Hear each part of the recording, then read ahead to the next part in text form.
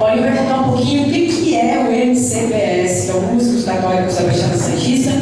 Estiveram com o bispo e ninguém melhor que você, né? Para contar, por favor, você está lá. Então, preste atenção no bocadinho que o nosso irmão Paulinho tem para você. Boa noite. Primeiramente, o Vanessinha, você é um castelão, viu? Parabéns, viu? Muito bom. Parabéns, banda. Gente, tá difícil de ver vocês, tá? Mas boa noite. Ontem nós estivemos com o Dom Tarcísio lá na Cúria e a gente foi formalizar pro bispo o projeto do MCBS. Tá? Esse foi idealizado pelo Célio Pérez, todos o conhecem, né? Imagino assim.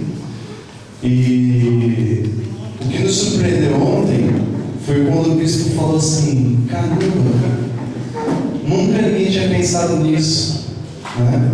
Nós falamos que o movimento MCBS, o projeto em si, era para pegar aqueles músicos a qual o perfil não tende a ser da renovação, ou o perfil não tende a ser de uma pastoral. Né? Nós queremos juntar esses músicos da Baixada Santista. E ontem nós conversando com o bispo, nós falamos assim: bispo, nós reunimos os músicos, o milagre Deus faz. E para Deus realizar o milagre, para nós sermos uns músicos exemplares para a liturgia, nós precisamos da sua ajuda. Então a gente veio aqui pedir a sua ajuda, né? Questão de formação, de música e liturgia, de eventos, né? Esse evento aqui poderia estar mais cheio. Você foi uma falha nossa, né? Minha, sua, tal. Você me chamou, seu amigo, para estar aqui. Então o projeto MCBS também visa isso. Nós temos 3 palavrinhas no MCBS: agregar, servir e promover.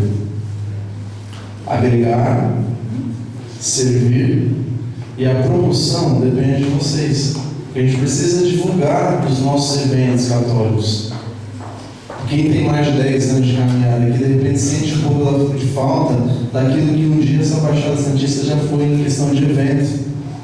E o MCBS, a Vanessa disse uma palavra aqui que me chamou a atenção. Ela falou que Deus é o sustento da voz dela, né? E o MCBS vem sustentar essa vontade que a gente tem no nosso coração de promover a arte, de promover a música, né? de levar à frente aquilo que a gente faz com tanto amor, aquilo que a gente entrega no altar de Deus, nas celebrações, nos grupos de oração. Então, o MCBS, apoiado no Evangelho Gáudio e no documento de Aparecida, onde o Papa diz sobre acolher, onde o Papa diz sobre transformar, agitar a igreja, o MCBS vem com esse objetivo. Tá?